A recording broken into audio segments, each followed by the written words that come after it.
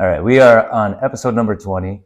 Roger continues to share his experiences both personally and professionally.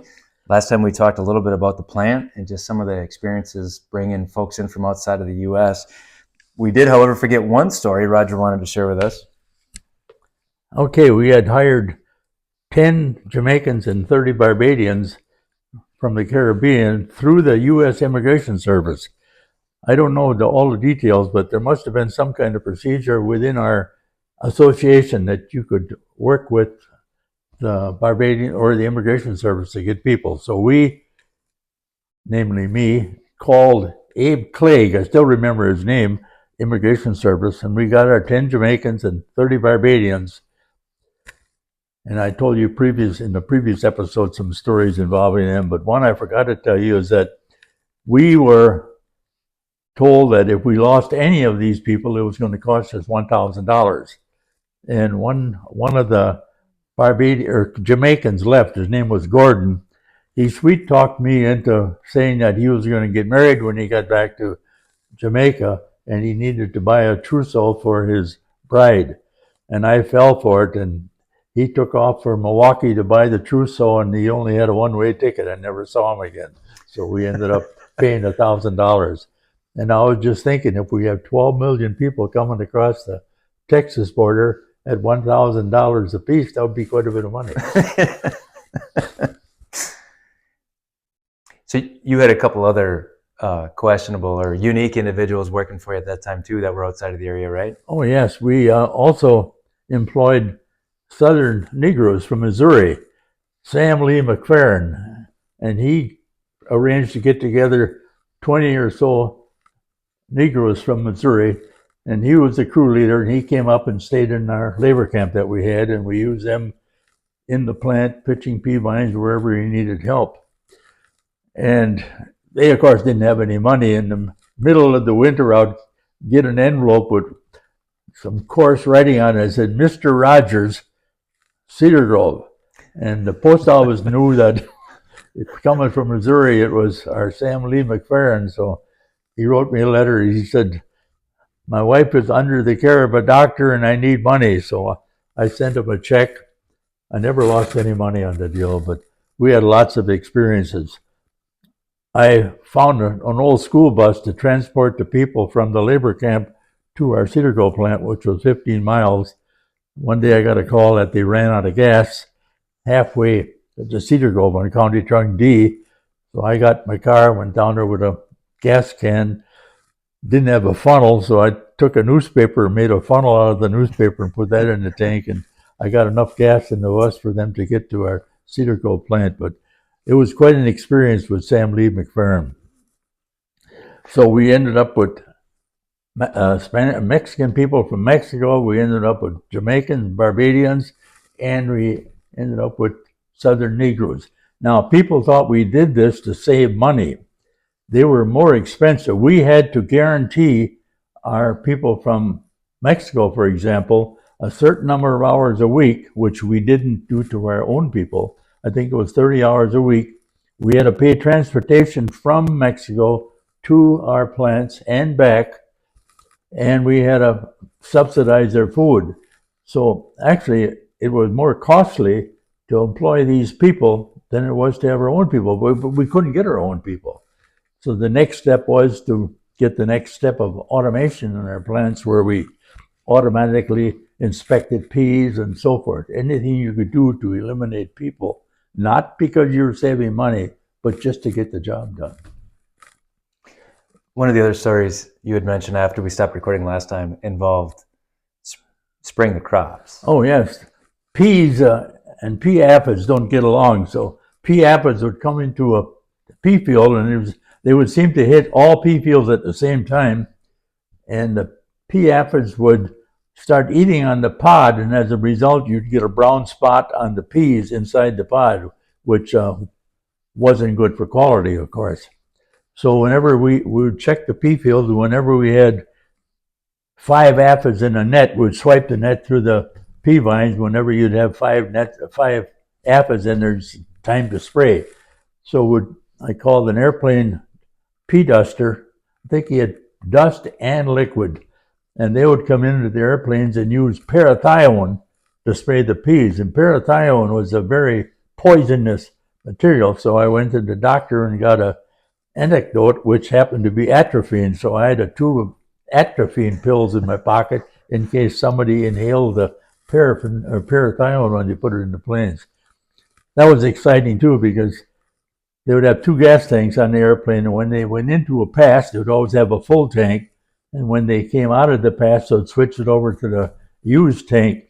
And one time, our plant manager, Ed Seaman, was in the field, and the guy went into a swipe on the field, and the engine cut out. He said, I was on the way to the garage to get a shovel already, but he said he cut the other tank in, and he pulled up and went okay. But these are all exciting diversions that you had that you didn't plan on. So you mentioned the aphids. How did you make sure that you didn't pass any through from a quality perspective? On the aphids, Just in general on the vegetables. well, you'd get the airplane in to kill the aphids, and they would come in at a certain time, and you one time treat them, usually to take care of it. But you had to be careful if you had a lot of wind, dust put on a windy day, you didn't always hit the pea fields. But we would have a couple spotters and flag on the car, and the airplane would see where the guy was. And he said, this is the field we want sprayed, so he would spray that field. You didn't have any contact with or any aphids getting into the product. But on corn, it was a different story. There you'd had corn borer and corn earworm, which was bad news because you had a tough time getting the worm-eaten kernels out of your product. You do it by inspection. Finally, we had electronic sorters that took the brown kernels out. Here we used 7, and 7 was death knell for honeybees. So every time we came in to put 7 on the fields, we would have to get in touch with all of our beekeepers in the county, in the area, and tell them to keep their bees in the hive while we're putting the 7 down. And we paid a few claims on honeybees at that time too. But these are all things you had to do in order to try to keep your quality at a top level. You mentioned last time your experience working with lawyers down there, and one particular lawyer that involved a mailman and everything else. Oh, yes, we had corn silage, and you put corn silage on a stack, and you'd get a farm-type order from it, and sometimes you'd get some flies, and if you had this corn silage stack in an area where there's some higher-priced homes, you'd end up in problems with the neighborhood.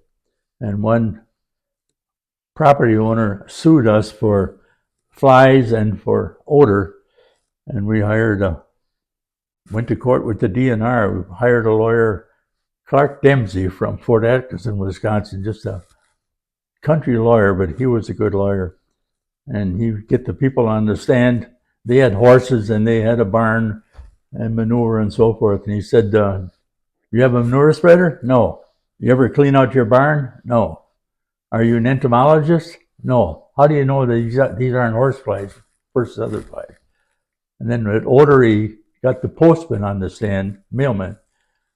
You ever drive through this area? Well, yes, to deliver mail, we do it all the time. Do you have your window of the car open? Well, you have to have the window of the car open to distribute the mail. Do you ever smell anything going through this area? Nothing uncommon to a farm neighborhood. So, case dismissed. We won the case, but I think he charges $500. Still remember his name, Clark Dempsey. You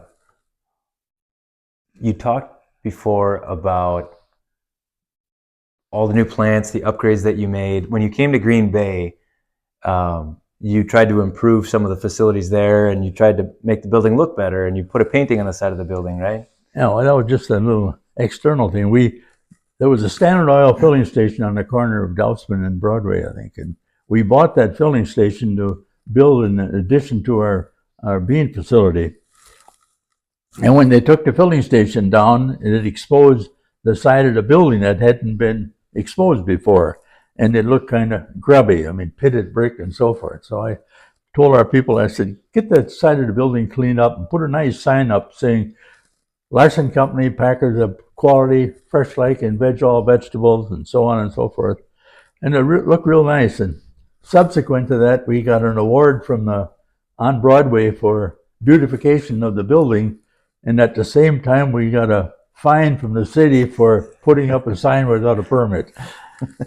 So I told the city about getting the beautification award. They said, well, we'll rescind the penalty. I said, no, that spoils my story.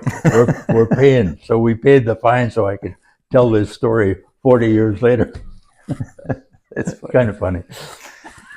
One of the other things we talked about, obviously you got workers in that didn't speak a lot of English. In some cases, maybe not read or write. You shared a story about learning to read. Oh, yes. Literacy Council was a committee in Green Bay that taught people how to read. They would have volunteer women and men that would spend hours with people, mainly Spanish people, and teach them how to read and write the English language. We had an employee at our plant that couldn't read or write. His wife would have to come into the plant or any plant to fill out the application form for a job. And we hired him and got him involved with the Literacy Council. And after a period of time, he learned how to read. He got to the point where he could read children's books to his kids. And it was kind of a heartwarming deal.